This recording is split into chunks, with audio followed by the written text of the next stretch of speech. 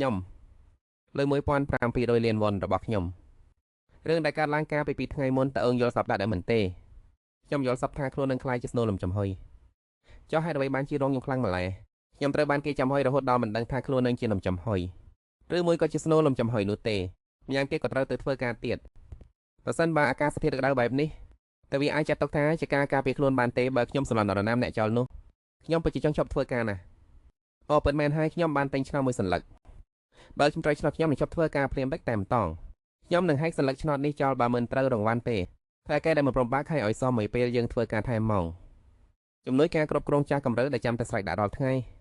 ហើយកណ្ដឹងរដែកជាកូនស្រីថាកែទៀតតែមើលល្ងាយើងថាហេតុអ្វីបានជាស៊ីច្រើនម្លេះពេលដាក់វិកែបចំណាយម្ដងផននិយាយតាមត្រង់ទៅខ្ញុំដឹងខ្លួននឹងមិនត្រូវរង្វាន់ឡើយខ្ញុំគ្រាន់តែចង់បញ្ចប់ការទៅធ្វើការតែប៉ុណ្ណោះគិតទៅខ្ញុំស្មានត្រូវច្រើនគួរសមដែរអូខ្ញុំគិតថាខ្ញុំទៀតត្រូវលេខខ្លះហើយអត់ទេត្រូវទាំងអស់តែម្ដងមែនទេខ្ញុំត្រូវឆ្នោតមែនតែនហើយរឿងនេះវាឈួតណាស់ទៅវិចារមេឬអត់នេះខ្ញុំនេះវាជារឿងអ្វីទៅខ្ញុំនឹងចប់ធ្វើការហើយតែនិយាយចប់នាងក៏បាក់ទ្វារស្រាប់តែសូគេហាសូឡាយ៉ាតើអូនកំពុងនិយាយអ្វីហ្នឹងនាងនៅស្ងៀមធ្វើមុខឆ្ងល់ចំណែកអប្រុសនោះក៏សាច់ចំអាក់ថានិយាយស្អីគេនាងនឹងចប់ធ្វើការមែនទេនាងគិតថាខ្លួននឹងអាចធ្វើអ្វីបានជាមួយអាពាហ៍ពិពាហ៍នេះមែនទេស្រីសុបប៉ុនផ្កាចូលនិយាយថាតែអឹងមិនគួរនិយាយជាមួយប្អូនស្រីបែបនេះទេប៉ុន្តែនាងគិតថាគេនិយាយត្រូវអតិឆានចាំបន្តិចខ្ញុំជាតាមទម្លាប់ទេទៅតែទោះជាយ៉ាងណាក៏ដោយខ្ញុំប្រកាសណាស់ថាខ្ញុំបានបើកទ្វារចូលមកកន្លែងធ្វើការរបស់ខ្ញុំហើយនាងសាច់កែកែហើយនិយាយថាហាខ្ញុំសុំទោសប្រហែលជាចូលខុសបន្ទប់ហើយមែនទេសម័យនេះជាសុបបិនមែនទេប្រុសនោះនិយាយថាសូឡាយ៉ាបើកូននៅតែមិនស្រួលខ្លួនកូនអាចចេញទៅក្រៅបានហើយនាំសូឡាយ៉ាចេញទៅក្រៅទៅអ្នកបំរើឆ្លើយតបថាចាស់លោកចាស់អ្នកនាងក្មេងស្រីនៅតែធ្វើមុខឆ្ងន់ទៅតែនាងគិតថាបរិសុទ្ធស្បែកកណ្ដាលសង្ហាម្នាក់នោះជានរណាទៅគ្មានផ្លូវទេដែលមានមនុស្សតាក់ទាញបែបនេះមកធ្វើការនៅទីនេះខ្ញុំកំពុងតែនៅឯណាក្មេងស្រីនោះសួរថាសូមទោសហើយអ្នកបំរើឈ្មោះក៏ឆ្លើយតបអ្នកនឹងសុំកំខណ្ឌឯកញ្ញាអាចនិយាយស្ដីបានយ៉ាងស្រួលតើអ្នកចេះភាសាកូរ៉េច្រើនទេអនុហើយក៏ជ្រឿងឆ្ងល់ក្មេងស្រីនោះសួរទៀតថាតើខ្ញុំដើរចូលកន្លែងផាកុនមែនទេអ្នកបម្រើប្រញោមនិយាយថាសូមទោសអ្នកនាងខ្ញុំឈ្មោះអានក្មេងស្រីនោះសួរថាអាណាក្តីបិសសាមានសម្លេងរំខាននៅខាងនោះអ្នកបម្រើជាច្រើនអ្នកក៏ប្រញោមរត់ទៅសូមទោសអ្នកនាងសូលេយ៉ាតែអ្នកនាងរត់ទៅណាបន្ទាប់ពីក្រោកពីគេងភ្លាមបែបនេះរាងកាយរបស់អ្នកនឹងត្រូវការសម្រាប់ណាក្មេងស្រីនោះឆ្ងល់ថាអោតើសូលេយ៉ាជានរណាទៅខ្ញុំកំពុងតែនៅឯណាអ្នកបម្រើពីអ្នកនិយាយដោយអស់សង្ឃឹមថាអព្រះអាយអ្នកនាងរបស់យើងបាត់បង់ការចងចាំហើយអូមិនទេកញ្ញាម៉ាសែសុំចិត្តតិចចោះហេតុអ្វីបានជាពួកអ្នកទាំងអស់គ្នាមានសពដល់ភ្លឺបែបនេះនោះគឺជាសក់ខ្លាំងៗមែនទេសម្បីតែតម្រងមុខរបស់ពួកអ្នកក៏មើលទៅដូចជាជនជាតិលោកខាងលិចដែរមិនមែនទេអ្នកនាងនិយាយភាសាកូរ៉េបានយ៉ាងស្វាជំនាញណាស់ឬមួយក៏ពេលនេះខ្ញុំកំពុងនិយាយភាសាអង់គ្លេសនៅខាងនេះអ្នកបម្រើពីអ្នកនៅតែសួរដោយក្តីព្រួយបារម្ភអ្នកនាងហេតុអ្វីបានជាធ្វើបែបនេះនេះមិនមែនជារឿងលេងសើចខ្ញុំនៅហៅពេលឈ្មោះភ្លាម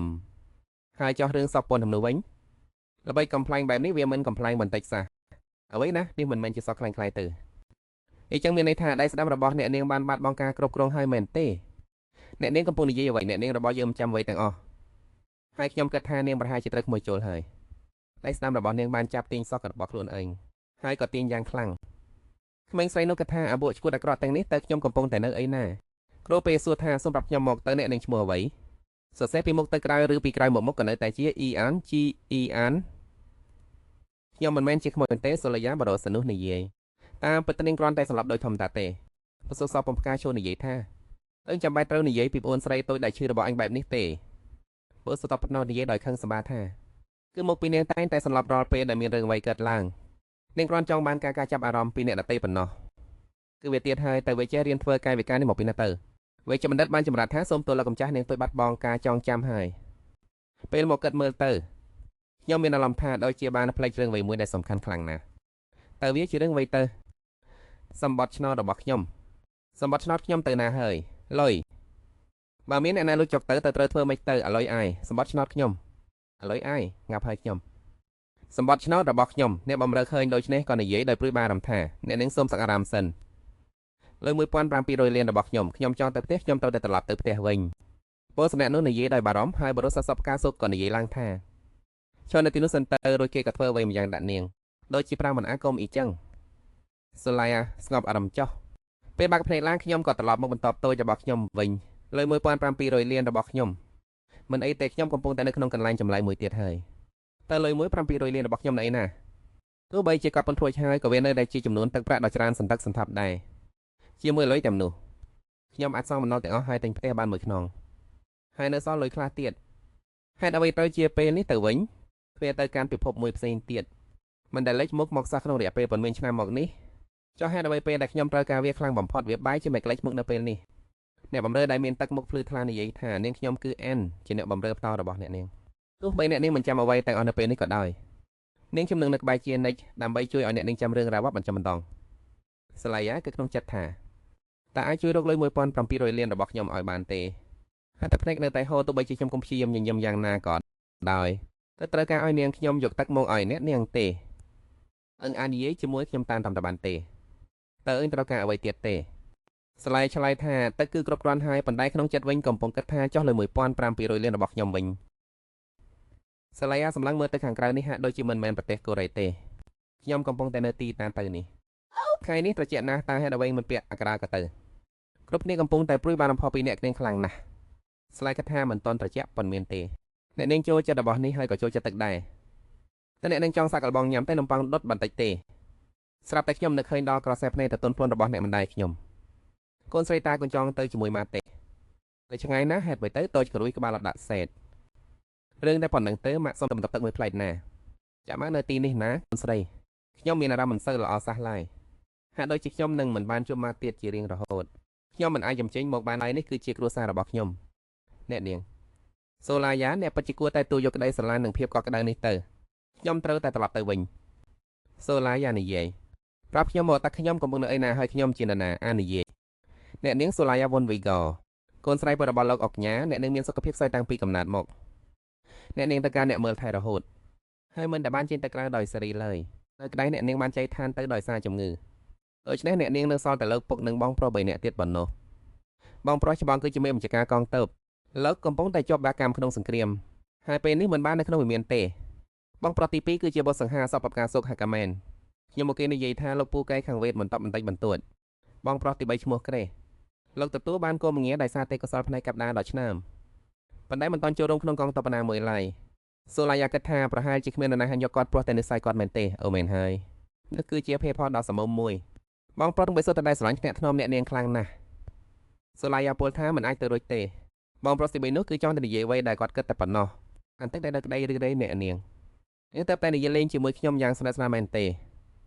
ការចងចាំរបស់អ្នកនាងប្រហែលជាកំពុងត្រឡប់មកវិញបន្តិចចំតាំងហើយអូហានការចងចាំរបស់អ្នកនាងនឹងត្រឡប់មកដូចដើមឆាប់នេះហើយរឿងរ៉ាវដ៏សាមួយបានផុសឡើងក្នុងបាតរបស់ខ្ញុំរឿងរ៉ាវធម្មតាដែលតែងតែជួបប្រទេសទីដែលទូចត្រូវបានមនុស្សគ្រប់គ្នាស្រឡាញ់ហើយឆ្លងកាត់រឿងអ្វីមួយដែលធ្វើឲ្យពួកគេនឹកឃើញដល់ការចងចាំពីអតីតកាលចុះបាទខ្ញុំគ្រាន់តែនឹកឃើញដល់ចិត្តមុនរបស់ខ្ញុំតែប៉ុណ្ណោះប្រសិនបើស្លាយអពុជិទូខ្លួនខ្ញុំមែននោះតើខ្ញុំអាចចាប់ផ្ដើមជីវិតថ្មីបានដែរឬទេអានិយាយថាអូមែនហើយខ្ញុំរើសបានរបស់នេះនៅឯតាមច្រែករបៀងតើវាជារបស់អ្នកនាងមែនទេក្នុងពេលនិយាយក៏យកសន្លឹកឆ្នោតនោះចេញមកអ៊ីស្លាយ៉ាបញ្ឈរស្ងៀមថ្មឹងនាងសប្បាយចិត្តខ្លាំងណាស់សន្លឹកឆ្នោតរបស់ខ្ញុំលុយនឹងលុយរបស់ខ្ញុំលុយ1700លានវុនរបស់ខ្ញុំកំពុងតែហត់ទៅទីនោះហើយព្រាមនោះក៏មានសម្លេងស្រែកហើយយ៉ាងអ៊ូចេញពីក្នុងវិមានមកហើយគ្រូពេទ្យប្រញាប់ហើយគ្រូពេទ្យមកនាងបាត់បង់ចំណងអាហារអស់ហើយត្រូវគេបោះមកទីកន្លែងបែបនេះគ្រាន់តែប្រុសតែមិនอยากធ្វើការអញ្ចឹងឬសូមមេត្តាបញ្ជូនខ្ញុំត្រឡប់ទៅផ្ទះវិញផងខ្ញុំនៅមានរង្វាន់ទីមួយទៀតណាខ្ញុំនៅមានលុយ1700លានវុនអស្ចារ្យកំពុងរងចាំខ្ញុំនៅទីនោះទៀតនិយាយដោយព្រួយបារម្ភថាអ្នកនាងចាពេញមួយថ្ងៃនេះអ្នកនាងមិនទាន់បានញ៉ាំអ្វីសោះឡើយរាងកាយរបស់អ្នកនាងខ្សោយខ្លាំងណាស់រាងកាយនេះខ្សោយខ្លាំងដល់ថ្នាក់នឹងមែនទេ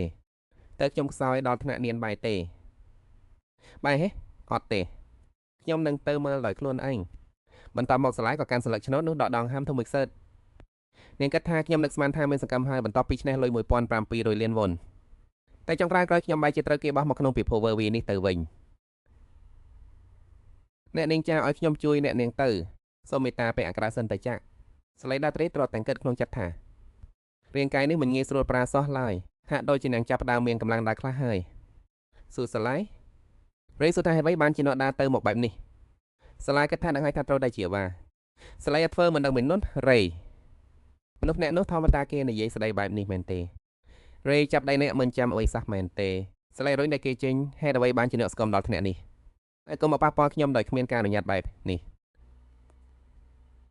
ការពិតទៅអ្នកគួរតែមានបដកម្មបែបនេះតាំងពីយូរមកហើយ បែបនេះប្រសើរជាងការដែលអ្នកដើរទៅគ្របទីកន្លែងដូចឈ្មោះឡងហើយចេះតែនិយាយសុំតគេគ្រប់ពេលអ្នកនាងចាស់អ្នកនាងត្រូវតែថែរក្សារាងកាយដ៏មានតម្លៃរបស់អ្នកហើយញ៉ាំអាហារឲ្យបានគ្រប់គ្រាន់ទោះបីជាអ្នកឈឺខ្លាំងយ៉ាងណាក៏ដោយសាឡែនិយាយថាវាមិនតាក់ទងអ្វីនឹងអ្នកទេពេលនិយាយថាហេតុអ្វីបានជាមិនតាក់ទងថ្ងៃណាមួយខ្ញុំនឹងក្លាយជាអ្នកជិះសេះការពារផ្ទាល់ខ្លួនរបស់អ្នកឈប់សិនចោះតើអាមនោះពេលម្នាក់នេះពិតជានឹងក្លាយជាអ្នកជិះសេះការពារខ្លួនខ្ញុំឯនេះនាងក៏ក្នុងចិត្តឈប់សិនចោះអាមនោះថោកទាបម្នាក់នេះនឹងក្លាយជាអ្នកជិះសេះផ្ទាល់ខ្លួនរបស់ខ្ញុំមែនទេនាងងាកទៅសួរថាតើពិតជាគ្មាននរណាក្រៅពីសូលីនទេឈប់សិននាងកំពុងតែហៅឈ្មោះខ្លួននឹងហាក់បីដូចជាកំពុងហេតុអីអីចឹងស៊ូសាលីតើគេឯងនឹងខ្លាយជាអ្នកជាសេះតពូគេដល់កម្រិតណាទៅបើខ្ញុំមិនត្រូវគេចាក់ស្លាប់នោះវាពិតជាអភូតហែខ្លាំងណាស់និយាយអីចឹងធ្វើឲ្យអ្នកស្ដាប់ទៅពិតជាខូចចិត្តណាស់តើសូលេយ៉ាអីគេនាងនិយាយមែនទេរ៉ៃនាងបានសួរថាតើពិតជាគ្មាននរណាក្រៅពីសូលេយ៉ាគេកំពុងតែពាក្យសម្ដីខ្ញុំទៅនិយាយឌឺដងមែនទេសូលេយ៉ាប៉ុន្តែរ៉ៃចាំបាច់ដល់តែខ្លាយជាអ្នកជាសេះរបស់សូលេយ៉ារ៉ៃកំពុងខ្លានហើយតើរ៉េនឹងរៀបចម្រឹងនោះឲ្យមែនទេសូលេយ៉ានិយាយថាអ្នកកំពុងធ្វើរឿងល្អហើយប៉ុន្តែគេនៅតែបន្និយាយសូលេយ៉ាញ៉ាំអាហារដែលមានជាខ្លាញ់ច្រើនបានទេដូច្នេះនឹងត្រូវតែញ៉ាំអ្វីតែទុនសូលេយ៉ាខឹងខ្លាំងហើយស្រែកថាស្ងាត់មកទៅនៅតែតោងជាប់មិនព្រមឡើងសូលេយ៉ាអស់សង្ឃឹមហើយនិយាយថាខ្ញុំប្រាប់ឲ្យអ្នកស្ងាត់មកទៅនេះជាលើកទី1ហើយដែររ៉េសូលេយ៉ា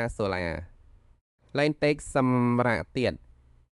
មិនខ្វល់ពីរឿងម៉ែទឹកឬរឿងអ្វីផ្សេងឡើយគ្រាន់តែអ្វីមួយមកឲ្យញ៉ាំឲ្យលឿនទៅបានហើយបើអ្នកញ៉ាំភ្លាមបញ្ញាសត្វបានណាផឹកទឹកដោះកំដៃសិនទៅខ្ញុំមិនចង់បានទេសូលេយ៉ាឆ្ងល់ថាតើគេចូលមកក្នុងនេះតាំងពីពេលណាទៅអ្នកកំពុងធ្វើអីហ្នឹងរ៉ាអង្គុយចុះហើយនិយាយថាខ្ញុំក៏ចង់ញ៉ាំអ្វីបន្តិចដែរអ្នកអាចតែញ៉ាំកន្លែងផ្សេងបានតើអ្នកពិតជាមិនចង់ចាំអ្វីសោះមែនទេវាពិតជារកលើកមានចម្ងល់បែបនេះស្រាប់តែនាងការពារខ្លួនឯងយ៉ាងចម្លែកប្រៀបដូចជាកម្មប៉ាត់មកស្រួចមួយអីចឹងប្រសិនបើមាននរណាម្នាក់ឃើញនាងពួកគេប្រកាសជាគិតថានាងធំធាត់ឡើងក្នុងរយៈកាលតែមានគ្រោះថ្នាក់មែនទេខ្ញុំស្មានថារឿងរ៉ាវទាំងនេះវាមិនផ្លាស់ប្ដូរទេទោះបីជាខ្ញុំស្ថិតក្នុងរូបកាយអ្នកដទៃក៏ដោយតែពុករបស់ខ្ញុំគាត់មិនគុណបង្ហាញខ្លួននៅជុំវិញខ្ញុំឡើយពុករបស់ខ្ញុំធ្លាប់ចាយចេញពីផ្ទះហើយត្រឡប់មកវិញបន្ទាប់ពី3ថ្ងៃហើយនៅពេលដែលគ្មានអ្នកណានៅផ្ទះក៏គ្រាន់តែបំផ្លាញអ្វីគ្រប់យ៉ាងដែលគាត់ឃើញខ្ញុំចង់ចេញពីទីនេះខ្ញុំចង់ក្លាយជាមនុស្សពេញវ័យឲ្យបានឆាប់ព្រោះតែគ្រានោះគឺជាលើកទី1ក្នុងជីវិតរបស់ខ្ញុំតែខ្ញុំហានតាវ៉ាខ្ញុំបានរញពុករបស់ខ្ញុំក្នុងពេលដែលគាត់ស្រវឹងជោគជំខ្លាំងបំផុតតាមដែលអាចធ្វើទៅបានឬពុករបស់ខ្ញុំក៏ដួលហើយមិនក្រោកឈរទៀតឡើយខ្ញុំភ័យខ្លាចយ៉ាងខ្លាំងហើយបានត្រឹមតែរត់គេចខ្លួនតើខ្ញុំត្រូវធ្វើដូចម្តេចប្រសិនបើពុករបស់ខ្ញុំដេញតាមខ្ញុំមិនដឹងថាពុករបស់ខ្ញុំស្លាប់ឬអត់នោះទេខ្ញុំមិនដឹងថាពុករបស់ខ្ញុំនៅរស់អត់ទេចាប់ពីថ្ងៃនោះមកខ្ញុំមិនដែលត្រឡប់ទៅវិញទេប៉ុន្មានខែក្រោយមក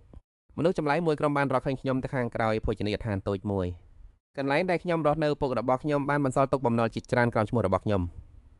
នេះហើយជាបំណុលរបស់ខ្ញុំនៅពេលនេះដូច្នេះការបាត់បង់ចោលត្រកូលរបស់ខ្លួនវាមិនមានប្រយោជន៍អ្វីទេមិននឹកស្មានថាគាត់នៅរស់សះរឿងរ៉ាវវាមានតែប៉ុណ្្នឹងខ្ញុំបានធ្វើការងារគ្រប់យ៉ាងដែលខ្ញុំអាចធ្វើបានការងារវេន12ម៉ោងនៅឯរោងចក្រមួយខ្ញុំបានចូលសម្ភារការងារជាច្រើនកន្លែងប៉ុន្តែទាំងអស់សុទ្ធតែប្រជែងមនុស្សនៅរោងចក្រនោះ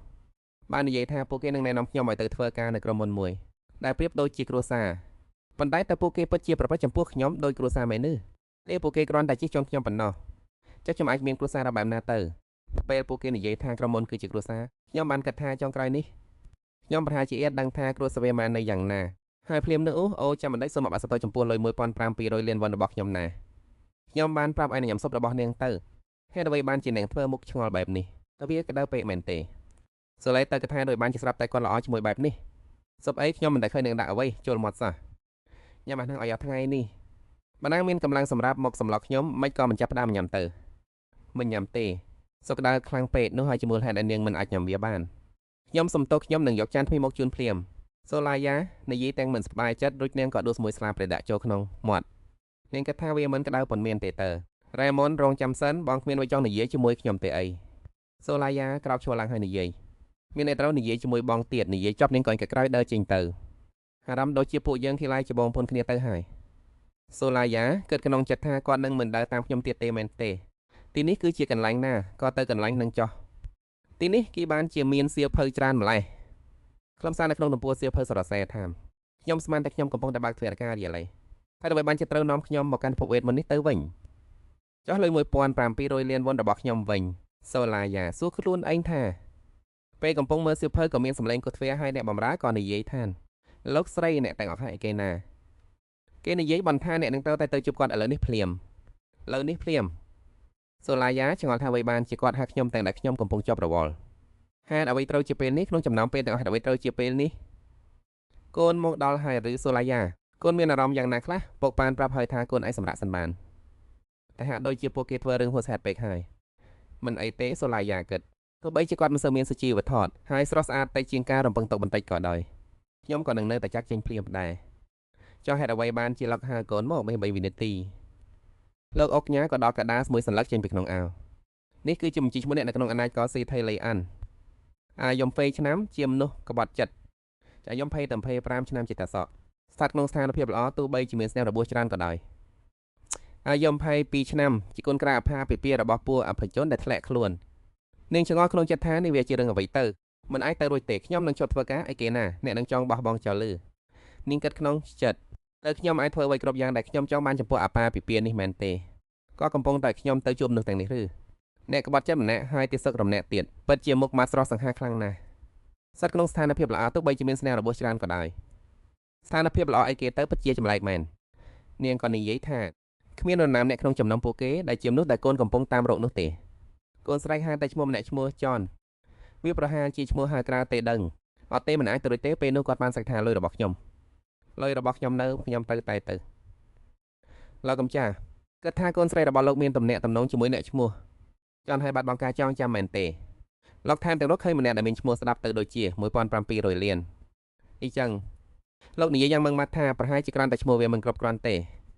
តើកូននៅចាំអ្វីផ្សេងទៀតទេទោះបីជាកូនបានបាត់បង់ការចងចាំក៏ដោយបានអាចកាត់ឡើងដោយសារសេចក្តីស្រឡាញ់ប្រសិនបើវាជួយឲ្យកូនជាសេះស្បើយពុកនៅក្តីនៅកញ្ចង់បានមកទីនេះសូឡាយ៉ាសួរថាតើលោកម្ចាស់កំពុងតែធ្វើសពប្រហែលឆ្វេឬទេថែមទាំងមានទេសកម្នាក់នៅទីនេះទៀតលោកញោមខ្លួនហើយនិយាយថាកូននៅក្មេងហើយតែតែក្នុងផ្ទះមិនបានញ៉ាំអីសោះទេពុកមិនគិតថាកូននឹងចាក់ចេញពីមានទេចប់ពេលណាដែរកូនពិតមែនហើយពេលពុកនៅក្មេងពុកក៏ដូចគ្នាតែមិនតែសូឡាយ៉ាឆ្ងល់ក្នុងចិត្តថាលោកម្ចាស់កំពុងនិយាយពីអីហ្នឹងលោកកញ្ញាវិកាវ៉ាសិនដាក់លើមួយភងហើយនិយាយយ៉ាងម៉ាំងម៉ាត់ថាពុកមិនបានប្រាប់កូនឲ្យយកចិត្តទុកដាក់លើនិស្ស័យរបស់ពួកគេទៅការរំពឹងទុករបស់កូនប្រហែលជាខ្ពស់ពេកហើយព្រោះមានឪពុកដែលជោគជាបែបនេះសូឡាយ៉ាសួរថាលោកកំពុងតែនៅសូឡាយ៉ាសួរថាលោកនៅតែបន់ស្រែកថាហេតុអ្វីបានជាពួកគេជាអ្នកក្បត់ចិត្តពុកពិតជាខកចិត្តណាស់សូឡាយ៉ាអើយប្រសិនបើវាจะបាញ់ចោលភ្លាមសូឡាយ៉ានិយាយចេះលោកម្ចាស់ស្រែកខ្លាំងហើយចាប់ឲ្យវាជាអ្នកក្បត់ចិត្តវិញលោកអុកកញ្ញាងឿងឆ្ងល់ហើយឆ្លើយថាមិនឲ្យមានអ្នកក្បត់ចិត្តដាច់ខាតពុកនឹងរារាំងរឿងនោះដោយគ្រប់តម្លៃសូឡាយ៉ាត្រាំមិនបានភ្នក់កូនស្រីសយ៉ាច់កំទៅរួចទេតើពុកទាត្រូវមែនទេប្រសិនបើកូនស្រីមិនស្វែងរកមនុស្សម្នាក់នេះយ៉ាងអស់សង្ឃឹមទោះបីជាបាត់បង់ការចងចាំក៏ដោយពួកគេប្រាក់កដាជាមនុស្សដែលកូនស្រីស្រឡាញ់ហើយពុកអាចយល់ពីអារម្មណ៍អ្នកបានពិភពលោកនេះនឹងទៅជាយ៉ាងណាបើគ្មានប្រពន្ធទៅពុកពេលពុកនឹកមិញសង្ឃឹមថាវាជាមនុស្សល្អចោះពុកត្រៀមខ្លួនរួចរាល់ហើយឥឡូវប្រាប់ពុកកុកមកទៅបរិវត្តតែធ្វើឲ្យកូនពិបាកចិត្តនោះជាណាគ្មាននរណាទេពុកកំពុងឆ្ងល់ថាវាជារឿងអីសូលីបាននិយាយថាកូនមិនមានការចងចាំអ្វីទាំងអស់ចោះតម្រានតែអ្នកដែលកូនស្រឡាញ់នោះវិញកូនគិតថាទោះជាយ៉ាងណាក៏ដោយក៏កូនមិនដឹងថាសូលីចូលចិត្តណាដែរព្រោះក្រៃបាននិយាយថានាងតែងតែដើរចោះដើរឡើងដូចជាវិញ្ញាណអញ្ចឹងជាមួយនឹងខ្សែភ្នែកតែគួរឲ្យអាណិតគ្មានផ្លូវទេដែលនាងលុចចេញទៅខាងក្រៅដើម្បីមានដំណាក់ទំនងស្នេហាជាមួយនឹងចរិតលក្ខណៈបែបនេះអុកកញ្ញាបាននិយាយដោយធ្វើចិត្តថានិយាយតាមត្រង់ទៅចោះពុកពិតជាបារម្ភណាស់ពួកបរិបទទាំងអស់សុទ្ធដែលមានចំណុចខ្វះខាតតាមរបៀបណាមួយនោះសូលីបាននិយាយថាប៉ុន្តែកូនក៏មានចំណុចខ្វះខាតដែរមិនចឹងឬអុកកញ្ញាបាននិយាយថាកូនកំពុងតែនិយាយពីចំណុចខ្វះខាតអ្វីទៅរាងកាយរបស់កូននឹងឆាប់ជាសេះស្បើយក្នុងពេលឆាប់នេះទេកុំនិយាយរឿងបែបនេះអីជាពិសេសគឺនិយាយជាមួយឪពុកបង្ការរបស់កូនផ្ទាល់បែបនេះបែបនេះហើយមែនទេដែលឪពុកពិតប្រាកដដំណាក់តែងតែនិយាយជាមួយកូនវាហាក់ដូចជាច្រើនលើសស្លាប់ណាស់សម្រាប់គាត់ដែលបាននៅកូនស្រីនិយាយថានាងមានអារម្មណ៍ថាខ្លួនឯងមិនល្អគ្រប់គ្រាន់នាងបាននិយាយថាកូនយល់ហើយកូនស្រឡាញ់សូលីខ្លាំងណាស់អុកញ៉ាមានអាឡាមចម្លែកបន្តិចប៉ុន្តែគាត់ក៏មិនបានចាប់អាឡាមខ្លាំងពេកដែរគាត់បាននិយាយដោយក្តីស្រឡាញ់ថាលោកពុកនឹងស្រឡាញ់កូនជានិច្ចសូលីមានអារម្មណ៍អៀនបន្តិចនៅពេលដែលបាននៅបែបនោះនាងក៏ក្រោយឈរឡើងនិយាយថាកូនសូមអនុញ្ញាតទៅមុនហើយលេអាបន្ទាប់មកគាត់ក៏និយាយបន្ទៀតថាមិនមែនមកពីគេមិនមានឈ្មោះក្នុងបញ្ជីនោះទេគ្រាន់តែថាគេមិនមានអត្ថភាពបកកតំប៉ុនមែនទេកុំធ្វើឲ្យចំពុកភ្ញាក់ផ្អើលរហូតដល់បកក្បាលជាលើកទី2ទៀតណា សូលៀបាននិយាយលេងសើចថាមានតែបរិសទេក្នុងបញ្ជីនេះលាយ៉ាកូនកំពុងតែនិយាយអ្វីហ្នឹងលាយ៉ាមិនមែនជំនួសប្រុសទៅខ្ញុំមានអារម្មណ៍ថាខ្ញុំប្រហែលជាត្រូវសារភាពការពិតហើយបើសិនជាខ្ញុំនៅទីនេះយូរជាងនេះទៀតថាសូលៀរបស់កូនមិននៅទីនេះទៀតឡើយហើយថាខ្ញុំមិនដែលបានមានឪពុកបែបនេះពីមុនមកទេចុងតាមសីតុណ្ហភាពក្នុងក្តៅរបស់សូលៀដែលបានកើនឡើងខ្ពស់ក្នុងរយៈពេលប៉ុន្មានថ្ងៃកន្លងមកនេះតែខ្ញុំនៅមានដងហាមទេខ្ញុំមិនច្បាស់សាខ្ញុំបំរុងនឹងហៅគ្រូពេទ្យហើយបន្ទាប់មកស្រាប់តែអ្នកនាងក៏ក្រោកពីក្រេតទាំងកំហុកហើយស្រែកឡើងថាខ្ញុំជប់ធ្វើការហើយខ្ញុំឆ្ងល់ណាស់ថាតើមានរឿងអ្វីកើតឡើងចំពោះសូឡាយ៉ាពិតប្រាកដទៅនាងសម្លឹងមើលជុំវិញគ្នាសៀវភៅខ្ញុំប្រកាសណាស់ថាខ្ញុំមិនដែលសរសេររឿងនេះឡើយមិនអាចទៅរួចទេវាតែទាំងកត្រាព្រឹត្តិការណ៍នេះពេលអានេះក៏ទៀតផងថាអីគេគ្រប់ទំពួតទាំងអស់សុទ្ធដែលទេសានសះតែអាចទៅរួចទេដែលអានេះក៏បានផ្លាស់ប្ដូរវាអាស្រ័យទៅលើអ្វីដែលខ្ញុំសរសេរដោយប្រើបិចនេះខ្ញុំអាចត្រឡប់ទៅពិភពរបស់ខ្ញុំវិញជាមួយទឹកប្រាក់ឆេះឆ្នោត1700លានវនរបស់ខ្ញុំអីគេហេតុអ្វីបានជាវាមិនប៉ះនឹងក្តារសោះអាស្អីហ្នឹងសូឡាយ៉ាព្យាយាមសរសេរអក្សរដាក់លើសៀវភៅដោយប្រើបិចយ៉ាងដដែលរដួសសូមបង្រចោះប៉ះកដាស់បន្តចំប់តែកំហឹងនឹងក៏បាសសៀវភៅចោលទៅលើដីហើយបិចក៏ខ្ទានចេញទៅឆ្ងាយនេះវាស្អីទៀតហើ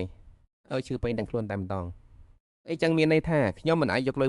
1700លានវ៉ុនបានទេហេចាំមើលសិនចោះនៅក្នុងមនុស្សនាងកំពុងតែផ្អើលឆោលល្អហើយអ្នកនាងបាក់ខ្លួននឹងសន្លប់បាត់ទៅទៀតចាវាយនៅអីណាអ្នកបានបណ្ឌិតមើលសួរច្បាស់ខាងក្រោយហើយឬន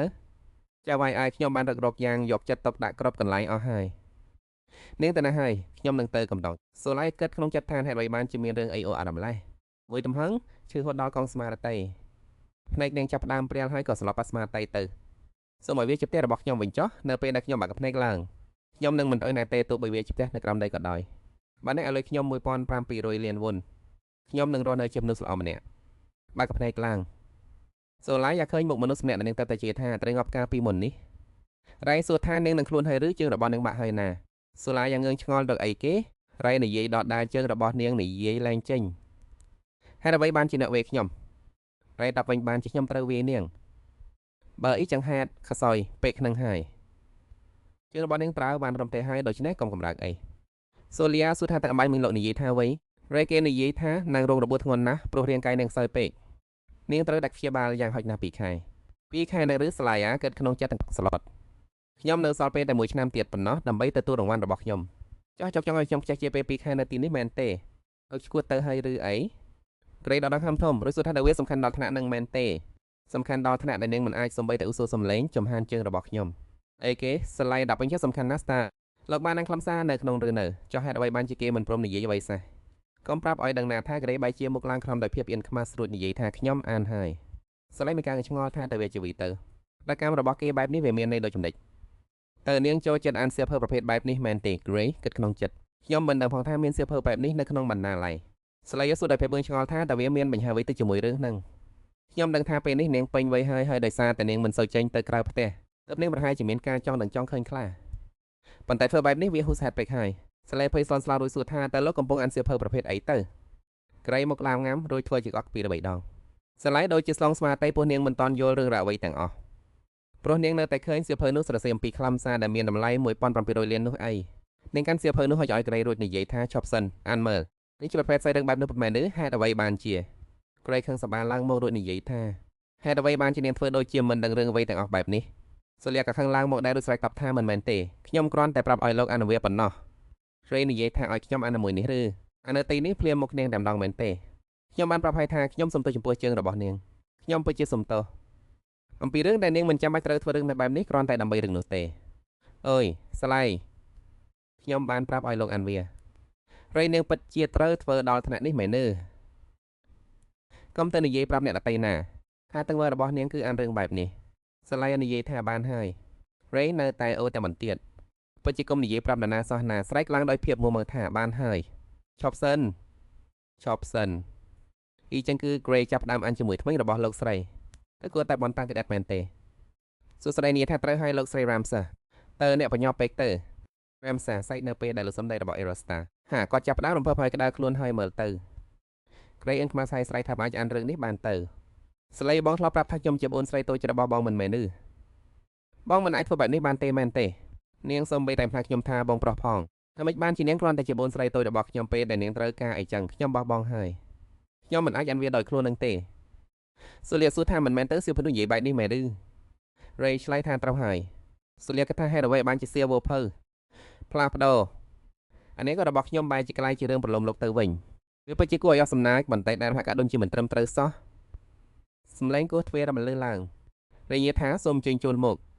សូលីនិយាយថាចូលមកចោះផ្សិនបានតំណាមអ្នកពួកគេនឹងគិតថាជាបន្ទោបរបស់បងជំរាបសួរអ្នកនាងមានមិត្តភ័ក្តិរបស់អ្នកនាងមកសួរសុខទុក្ខអ្នកនាងចាស់សាលាភ្ញាក់ផ្អើលហើយសួរថាសាលាមានមិត្តភ័ក្តិមែនទេប៉ុន្តែអ្នកនាងមានមិត្តភ័ក្តិអីពួកគេតែងតែមកសួរសុខទុក្ខជានិច្ចអ្នកបម្រើសួរថាតើអ្នកនាងត្រូវការរៀបចំអ្វីខ្លះទៅចាស់រេបែកខ្លួនចេញណាខ្ញុំនឹងចេញទៅវិញហើយនាងប្រហែលជាមិនចូលចិត្តឲ្យខ្ញុំនៅក្បែរពេលដែលមិត្តភ័ក្តិរបស់នាងមកលេងទេដឹងចេញទៅចោះបើសិនបើមានរឿងអ្វីកាត់ឡើងសូមប្រាប់ខ្ញុំឲ្យដឹងផងខ្ញុំសុំទោសខ្ញុំនឹងព្យាយាមលាក់ស្នាមជំនេះសាលាគេថាតើពួកគេជាមនុស្សបែបណាទៅដែលត្រូវតែជួបពួកគេទោះបីជាខ្លួនកំពុងរបបក៏ដោយសំឡេងចំហានជើងប្រញាប់ប្រញាល់អើព្រះឲ្យសាលាតែមានរឿងអ្វីកាត់ឡើងចំពោះជើងរបស់អ្នកទៅខ្ញុំព្រួយបារម្ភខ្លាំងណាស់អ្នកក្តៅខ្លួនជាច្រើនសប្តាហ៍មកហើយសាលាគិតថារឿងអីទៅនេះពួកគេពិតជាស្និទ្ធស្នាលគ្នាបែបនេះមែនទេនាងនិយាយថាដោយដែលអ្នកឃើញស្រាប់ហើយខ្ញុំរងរបួសបណ្ដៃក្រុងក្តៅបានបាត់ទៅហើយសូមអរគុណអ្នកទាំងនោះពេលហើយក៏ភ្ញាក់ផ្អើលពួកគេខ្សឹបខ្សៀវដាក់គ្នាសូលីសួរថាហេតុអ្វីបានជាអ្នកទាំងពីរខ្សឹបខ្សើគ្នានៅចំពោះមុខខ្ញុំបែបនេះម្នាក់ដែលមានសពពន់មើលនិយាយថាទេនេះចឹងគឺនាងបច្ចុប្បន្នបងការចងចាំមែនសំបីតែរបៀបនិយាយរបស់នាងក៏ផ្លាស់ប្ដូរដែរសាលាបានសួរថាពីមុនមកខ្ញុំនិយាយជាមួយពួកគេបែបណាអ្នកតែងតែនិយាយជាមួយពួកយើងដោយសុភាពរាបសារជានិច្ចហើយតែងតែបង្ហាញភាពអ៊ីងខ្មាស់ជានិច្ចសូឡាយ៉ាមានការភ្ញាក់ផ្អើលខ្ញុំធ្លាប់ធ្វើបែបនេះមែនឬនាងឆ្ងល់ក្នុងចិត្តថាអារម្មណ៍នេះវាជាអ្វីទៅពិតមែនហើយរាល់ពេលដែលពួកយើងមកលេងអ្នកតែងតែកោពពួកយើងខ្លាំងណាស់រឿងនេះធ្វើឲ្យពួកយើងមានអារម្មណ៍ថាអឺតអន់ចិត្តយ៉ាងខ្លាំងមែនហើយត្រូវហើយពួកគេនិយាយថាបាត់បង់ការចងចាំអញ្ចឹងពួកយើងនឹងណែនាំខ្លួននឹងវិញខ្ញុំជាកូនស្រីរបស់ខ្ញុំមានដីកសកម្មដ៏ធំមួយដូច្នេះបើអ្នកចង់ទៅលេងពេលណាក៏អាចទៅបានតាមចិត្តចោះឧបប្រណាស់ប្រសិនបើអ្នកអាចក្រោកចេញពីក្រេបាននោះខ្ញុំជាកូនស្រីរបស់ V Scully ខ្ញុំធ្វើការក្នុងមុខចំនួនជូនដូតេសូដូច្នេះបើអ្នកទៅការមនុស្សម្នាក់អ្នកប្រាប់ខ្ញុំមកណាខ្ញុំជាកូនស្រីរបស់ Kali Enrico Le Mileon អ្នកក៏ដឹងដែរថាគ្រួសារខ្ញុំមានមុខចំនួនវាធំបំផុតនៅទីនេះមែនទេព្រោះតែអ្នកបាត់បង់ការចងចាំប្រហែលជាអ្នកមិនដឹងរឿងនេះទេដឹងពិតជាគួរឲ្យអាណិតមែនសូឡាយ៉ាគិតក្នុងចិត្តពួកគេកំពុងតែមើលងាយខ្ញុំក្នុងន័យថាមិនល្អដូចជាខ្ញុំអន់ជាងពួកគេអញ្ចឹងសូឡាយ៉ាចាប់តែនាងហើយនិយាយថានេះអញ្ចឹងហេតុអ្វីបានជាអ្នកមើលទៅមិនស្រួលចិត្តតម្លេះតែអ្នកចង់ឲ្យខ្ញុំប្រើពាក្យសម្ដីគប់ទៅអ្នកវិញមិនមែនទេនាងនោះភ័យខ្លាចហើយនិយាយថាចិញ្ចាំបាច់ទេហើយយើងជាមិត្តភក្តិដែរនឹងគ្នាទៅទោះបីជាអ្នកតែងតែនៅតែក្នុងផ្ទះក៏ដោយក៏ពួកយើងនៅតែមកលេងអ្នកញឹកញាប់ដែរសូឡាយ៉ាគិតថាមាននៅញ៉ាំប្រកបតែសោះសូឡាយ៉ាតែងតែនៅតែក្នុងផ្ទះមែនទេប៉ុន្តែតើនាងខ្លាចជាមិត្តជាមួយក្មេងស្រីទាំង3នាក់នេះតាំងពីពេលណាទៅមើលទៅហាក់ដូចជាអ្នកមានទប់ស្ដោកស្ដំហើយក៏ជាពួកក្មេងស្រីដែលមិនចេះគប់អ្នកដតីបែបនេះទៀតក្មេងស្រីពាក់អាវប៉ុនខៀវសួរថាទៅជាងអ្នករបួសដោយសារអ្វីសូឡាយ៉ាឆ្លើយថាខ្ញុំតាតាក់នឹងក្រេក្មេងស្រីសក់មាសក៏និយាយថាឲ្យព្រះអាយគ្រាន់តែរឿងប៉ុណ្ណឹងក៏ធ្វើឲ្យអ្នករបួសតែឬអ្នកនឹងខ្លាចជាអ្នកអកញ្ញានៅថ្ងៃខាងមុខដូច្នេះអ្នកមិនអាចទុកឲ្យរឿងបែបនេះកន្លងផុតទៅបានទេសូឡាយ៉ាឆ្ងល់ថាតែខ្ញុំអាចខ្លាចជាអ្នកអកញ្ញាដោយរបៀបណាទៅខណៈពេលដែលនៅមានបងប្រុស3នាក់ទៀតដែលត្រូវទទួលតំណែងមុនខ្ញុំនោះអោព្រះអាយពិតជាគួរឲ្យអាណិតណាស់តែពួកគេពិតជាមិនបានប្រវ័យដល់អ្នកមែនទេអ្នកគឺជាអ្នកសូមរកតែម្នាក់គាត់នៅក្នុងផ្ទះនេះបងប្រុសរបស់អ្នកទាំងអស់សុទ្ធដែលត្រូវបានជាក្រុមចិញ្ចឹមដោយអ្នកអកញ្ញាដែលបានទទួលមរណភាពទៅហើយជាពិសេសគឺអ្នកកញ្ញានោះរាយធ្លាប់តែជាអ្នកសុំទាននៅតាមជើងផ្លូវទោះបីជានាងមានចិត្តល្អប៉ុណ្ណាក៏ដោយតែនាងអាចជាអ្នកសុំទានដល់គ្រាប់ម្នាក់ចូលក្នុងផ្ទះបានដោយរបៀបណាគ្រាន់តែដើម្បីឲ្យគេខ្លាចជាអ្នកជិះសេះការពារនឹងឬសំបីតែរកលុយ1រៀលក៏មិនបានដែរបានឯកំណត់ប្រភេទនោះត្រឡប់នៅផ្សារខ្ញុំប្រកាសជាធ្វើទៅហើយទី1និងទី2របស់នាងក៏សុទ្ធដែលជាមនុស្សពីកន្លែងខ្វះដែរគ្រាន់តែទូយកមកដើម្បីឲ្យធ្វើការងារធ្ងន់ឲ្យប៉ុណ្ណោះឲ្យទេខ្ញុំស្មានថានាងប្រហែលជាមិនដឹងទេដឹងសូឡាយ៉ាឲ្យតើនាងនៅចាំអ្វីដែលខ្ញុំបាននិយាយប្រាប់នាងការពីលើកមុនដែលខ្ញុំមកទីនេះទេមានរបស់នាងនិយាយថានាងនឹងសហការជាមួយគ្រួសាររបស់ខ្ញុំមានដីជាច្រើនកន្លែងដែលលោកអកញ្ញាកំពុងកាន់កាប់ហើយបើនាងបកគលវាគ្រួសារខ្ញុំគ្រប់គ្រងពួកយើងប្រាំងដែលជាអាចយកប្រាក់ចំណេញខ្ញុំមិនខានធ្លាប់និយាយថានឹងគិតគូរពីរឿងនេះប៉ុន្តែខ្ញុំបារម្ភថានាងនឹងដកថយនាងស្លៀកឈុតខៀវនិយាយថាខ្ញុំមិនអាចជិះទៅថាអ្នកសំទានអ្នកនោះនឹងខ្លាចជាអ្នកជិះសេះរបស់នាងទៅបាននាងស្លៀកឈុតលឿងនិយាយថាហាក់ដូចជានាងនឹងខ្លាចចូលអាក្រក់ពេលទោះជាយ៉ាងណាក៏ដល់ខ្ញុំចង់បានចម្លើយពីនាងតើនាងបានគិតពីវាហើយឬនៅក្នុងពេលដែលនាងកំពុងជិះពេកអង្គនៅក្នុងផ្ទះនេះប៉ុន្តែសូឡាយ៉ាគិតក្នុងចិត្តថាខ្ញុំពិតជាស្ដាប់ទៅទៀតឡើងរួចហើយនាងនិយាយដល់បថាពួកនាងទាំងនឹងនិយាយស្អីរឿងចំណុចអីហ្នឹងពួកនាងក៏ដឹងតែថាខ្ញុំបាត់បង់ការចងចាំហើយខ្ញុំទៅតែដឹងខ្លួនឡើងវិញទេអ្នកនាងលៃអេនរីកូ ដូច្នេះខ្ញុំមិនចាំស្អីទាំងអស់ដូច្នេះបើនាងចង់បោកប្រាស់អ្នកណាដើម្បីធ្វើចំនួនជាមួយនាងហេតុអ្វីមិនចេញទៅក្រៅហើយទៅបោកប្រាស់ពួកកន្លាតទៅផ្ចាំងទៀតទោះបីជាពួកគេរះអ្នកសំទានពីតាមផ្លូវឬពួកមនុស្សល្ងីល្ងើដូចជាពួកនាងទាំង3នាក់នេះក៏ដោយវាជាកិច្ចការរបស់លោកអុកកញ្ញាដែលត្រូវសម្រេចចិត្តពួកនាងប្រហែលជាកាត់មកនឹងថ្មឡើងក្នុងវណ្ណៈអភិជនប៉ុន្តែទៅពួកនាងធ្លាប់គិតទេថាហេតុអ្វីបានជាបងប្រុសទាំង3របស់ខ្ញុំត្រូវបានជ្រើសរើសហាក់ប្រហែលជាមិនដែលទេដឹងជាមួយនឹងប្រាជ្ញាទៅដោយរបស់ពួកនាងនឹងខណៈនោះនាងស្លៀកឈុតខៀវក៏លើកដៃឡើងបំរុងនឹងវីនាងស្រីមុខក្រាស់នេះសំឡេងបបផ្ទប់មួយបានបន្លឺឡើងដោយសារនាងមិនអាចចុះពីលើក្រែបានពួកយើងធ្លាប់តែទន់ភ្លន់ជាមួយនាងព្រោះតែអាណិតអាសូរទេណានោះគឺជាអ្វីដែលនាងបាននិយាយមកកាន់ខ្ញុំនាងពិតជាងងខ្លៅមែននាងបាត់បង់ទាំងការគ្រប់ខ្លួនឯងហើយបាត់បង់ទាំងការចងចាំទៀតមែនទេសូឡាយុដែលប៉ះពាល់ដែលឡើងខំហាមរបស់នាងដែលទៅតែត្រូវគេថាការពីមិញនេះនាងនិយាយដោយស្ងប់ស្ងាត់ថាគ្នាប្លែកឲ្យមែនទេថាអ្នកណានោះតែមិនអាចក្រោកពីក្រែបាននោះគឺជានរណាកាន់ពួកនាងខ្លួននឹងទេដែលនិយាយថាខ្ញុំជាអ្នកអស្មរករបស់លោកអុកញ៉ាទៅដោយសារតែបែបនេះមែនទេតែពួកនាងឧស្សាហ៍មករកខ្ញុំញឹកញាប់ម្ល៉េះរំចាប់ខ្ញុំដូចជាពួកមេរោគអញ្ចឹងតាមរកកំតិចចំណីដែលជ្រុះរេប៉ាយនាងសំសុទ្ធដូច្នេះក៏មិនអាចទប់កំហឹងបានទៀតឡើយនាងលើកដៃលើបំរុងនឹងវាបន្ថែមទៀតស្រាប់តែមានសម្លេងគត់ទ្វារយ៉ាងខ្លាំងបន្លឺឡើងសូឡាយ៉ាក្រេបង្ហាញខ្លួនឡើងដោយជាអ្នកងារសង្គ្រោះជីវិតសូឡាយ៉ាគិតក្នុងចិត្តថាតើពួកនាងមានអារម្មណ៍ខ្មាស់ស្អៀនខ្លះទ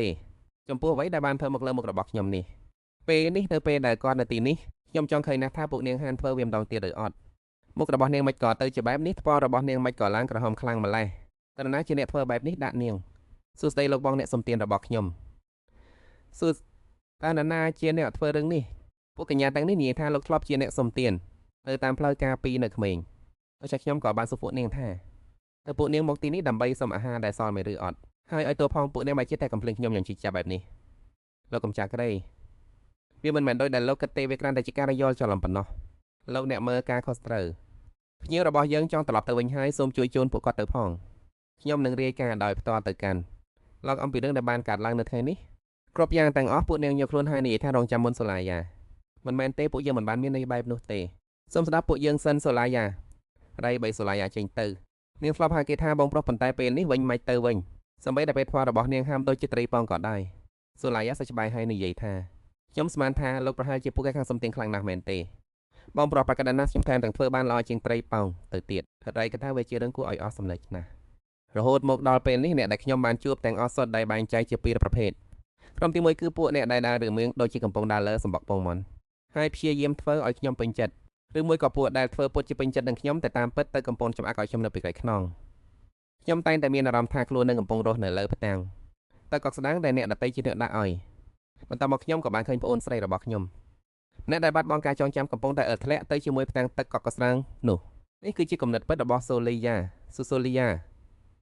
មនុស្សដែលទន់ខ្សោយនិងគ្មានប្រយោជន៍អ្នកដូចជាខ្ញុំមិនគួរកើតមកឡើយនៅក្នុងគ្រួសារមួយនេះពួកគេប្រកាសជាមានក្តីសុខជាងនេះទៅទៀតមុនពេលខ្ញុំកើតមកតើមិនមែនពួកគេនិយាយថាកញ្ញាទុយគឺជាកូនស្រីស្របច្បាប់តែមួយក៏របស់ពួកគេទៅ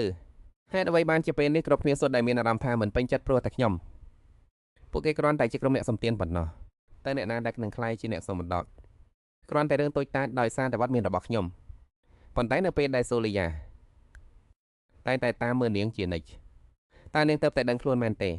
ហេតុអ្វីបានជានាងតែសន្លប់រាល់ពេលដែលខ្ញុំឃើញនាងបែបនេះខ្ញុំសំទុកខ្ញុំបនតែចង់ឲ្យនាងខឹងសម្បាដាក់ខ្ញុំខ្លះខ្ញុំចង់មានរឿងឆ្លោះប្រកែកជាមួយនាងយ៉ាងហោចណាស់មិនតង់ដែរអត់តែជាសំបីតែបន្តិចហេតុអ្វីបានជានាងពាក់របស់ទាំងអស់នោះគ្រាន់តែនិយាយអ្វីមួយមកខ្ញុំចង់បំបីរបាំងជុំវិញបេះដូងរបស់នាងនោះគឺជាបង្ការរបស់ខ្ញុំប៉ុន្តែប្អូនស្រីរបស់ខ្ញុំបានបាត់បង់ការចងចាំហើយពេលនេះនាងកំពុងតែបំបីរបាំងនោះដោយខ្លួននឹងខ្ញុំគ្រាន់តែចង់បំបីវាបន្តិចបន្តួចប៉ុណ្ណោះប៉ុន្តែខ្ញុំមិនជាអ្នកដែលត្រូវគេថាកំភ្លេងទៅវិញចុះហេតុអ្វីបានទីជាមុខរបស់បងមានបញ្ហាបងកើតអីមែនទេបងចាប់ដើមធ្វើខ្លួនចម្លែកទៀតហើយកុំប្រាប់ណាថាបងកំពុងតែចាប់ដើមមានអារម្មណ៍អ្វីជាមួយខ្ញុំគ្រាន់តែព្រោះខ្ញុំមិនមែនជាប្អូនស្រីបង្កើតរបស់បងមែនទេខ្ញុំសុំតប៉ុន្តែខ្ញុំពិតជាអប់រឿងបែបនេះណ